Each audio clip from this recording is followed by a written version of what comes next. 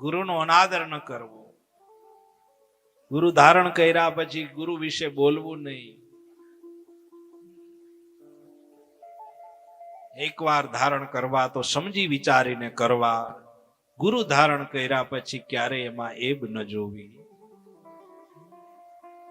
ઇન્દ્રએ ગુરુનું અપમાન કર્યું અને અંતે છેલ્લે ઇન્દ્રને પણ એના શરણે જવું પડ્યું. વત્રાસુર આવ્યા હતા અસુર લડવા. ઇન્દ્ર મુંજાઈ ગયા, હવે શું કરવું? ગુરુદેવ તો હતા નહીં. ગુરુદેવ હોય તો એની સલાહ લઈએ, એની સલાહ લઈને કંઈક એનું નિવારણ કરે, પણ ગુરુ હતા નહીં. માનસરોવરમાં છુપાઈ ગયા હતા બૃહસ્પતિજી. કોની સલાહ લેવી? પછી એને પસ્તાવો થયો. એને એમ થયું કે મેં જ ગુરુનું અપમાન કર્યું, હવે ગુરુ મળતા નથી. વત્રાસુર આવ્યો છે એને કેમ મારવો એ ખબર નથી.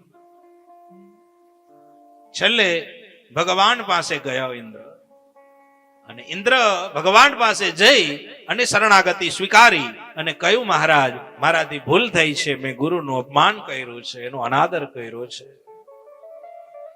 હવે આ વત્રાસુર કેવી રીતે મરશે એનું તમે મને બતાવો. ત્યારે ભગવાને કહ્યું, ગુરુ ગોવિંદ દોનો ખડે કાકે લાગુ પાય, બલિહારી ગુરુદેવ કી ગોવિંદ દિયો દિખાય. બલિહારી ગુરુ આપકી એ તો ગોવિંદ દિયો દિખાય.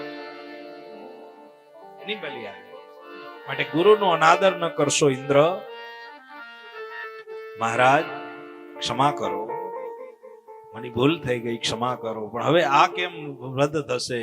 ત્યારે ભગવાને કહ્યું કે વત્રાસુરનો વધ એક જ વાતે થાય કે તમે દધીચી ઋષિ પાસે જાઓ અને દધીચી ઋષિ એના વાસાનું હાડકું તમને આપે અને ઈ હાડકું લઈને એનું વજ્ર બનાવો અને ઈ વજ્ર લઈને તમે વત્રાસુર સાથે યુદ્ધ કરો તો જ વત્રાસુરનો નાશ થશે.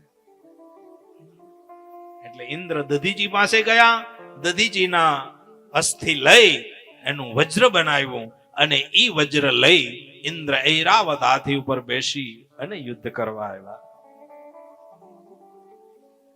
365 દિવસ સુધી યુદ્ધ ચાલ્યું અને અંતે વત્રાસુરનો નાશ થયો. વિચાર કરો, 1 વર્ષ સુધી યુદ્ધ ચાલ્યું. ઈ અસુરો કેવા હતા? કે મારવા હોય તો ભગવાનને વિચાર કરવો પડે. આવા તો અસુરો હતા, ભક્તિ વાળા હતા બધા, જેનામાં તપની સિદ્ધિઓ હતી, એટલે ભગવાન પણ એને મારી ન શકે. 1 વર્ષ સુધી યુદ્ધ ચાલ્યું અને અંતે જયારે એનો નાશ થયો ત્યારે ઈ અસુરે ભગવાનની સ્તુતિ કરી. જુઓ, અસુર હોવા છતાં છેલ્લે ભગવાનને યાદ કર્યા, ત્યારે ઉદ્ધાર થયો. 4 શ્લોકથી સ્તુતિ કરી. અહમ હરે તવ પાદે કમૂલમ દાસાનો દાસો ભવિતાસ્મે ભૂય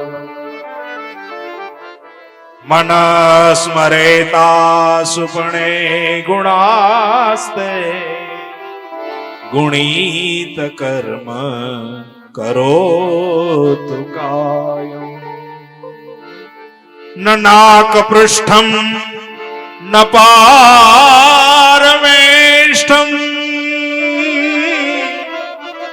ન સાર્વભૌમં ન રસાધિપત્યમ ન સર્વભૌમં ન રસાધિપત્યમ. અહં હરે તવ પાદેકમૂલમ દાસાનુદાસો ભવિતાસ્મિ ભૂયા.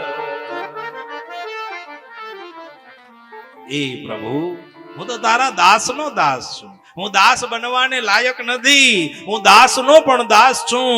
બસ તું આવ અને તમે મને આમાંથી હરીને લઈ જાઓ. બસ આવી વિનંતી વત્રાસુરે કરી અને અસુર હોવા છતાં ભગવાન ત્યાં આવ્યા અને એના શરીરમાંથી એક તેજ નીકળ્યું અને તેજ ભગવાનના તેજમાં વિલીન થઈ ગયું. વિચાર કરો, એનોય ઉદ્ધાર કર્યો. અસુર નોય ઉદ્ધાર કરે, જે શરણે જાય ને એનો મારો વાલો બધાયનો ઉદ્ધાર કરે. એવું જ નહીં કે આનો જ થાય, નહીં નહીં નહીં, ગમે એનો થાય. બસ શરણાગત વત્સલમ કૃપાલુ શીલ કોમલમ ભજામિ તે પદાંબુજમ નિકામ શ્યામ સુંદરમ પ્રમો પ્રમેય વૈભવમ નિસંક સાક સાયકમ અદાદિદાસ મોચનમ પ્રફુલ્લ કંજ લોચનમ ધરમ ત્રિલોક નાયકમ નમામિ ભક્ત વત્સલમ. જે ભક્ત વત્સલ છે, જે ભગવાન એને પ્રિય છે, એટલે ભગવાનનું નામ છે વિષ્ણુ સહસ્ત્રમાં એક ભગવાનનું નામ છે ભક્ત વત્સલાય નમઃ. ભક્ત વત્સલ છે, બસ એના શરણે આવી જાય એનો ઉદ્ધાર. ગમે એટલા અપરાધ હોય ને, અપરાધ મેં સહસ્ત્રાણી ક્ષમસ્વમ પરમેશ્વર. હજારો અપરાધ ક્ષમા કરી જવું પડે, ત્યાં સુધી પહોંચવું પડે. અહીંથી બારગામ જવું હોય ને તો રેલવે સ્ટેશન સુધી જવું પડે. બસ મને એટલી ખબર પડે. ત્યાં જાવ ને પછી તમને ટ્રેન મળે. એથી વધારે તમારે અહીંથી તમે અમેરિકા જાશો તો તમારે એરપોર્ટ સુધી જ જવું પડે. એરપોર્ટ સુધી જાઓ પછી તમને ફ્લાઇટ મળે. મૂળ સ્થળ સુધી જવું પડે, મૂળ સ્થાન સુધી જવું પડે, અને સ્થાન સુધી ગયા પછીની જવાબદારી બધી એની થઈ જાય. આ શરણે જતા ત્વમેવ શરણમ મમ ત્વમેવ શરણમ નાસ્તિ.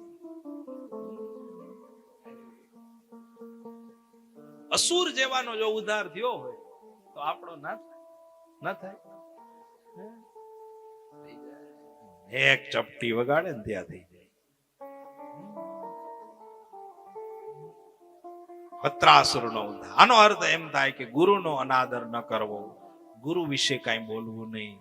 ગુરુ એ ગુરુ છે, બસ સ્થાવર છે, જંગમ છે, હરતું ફરતું મંદિર છે.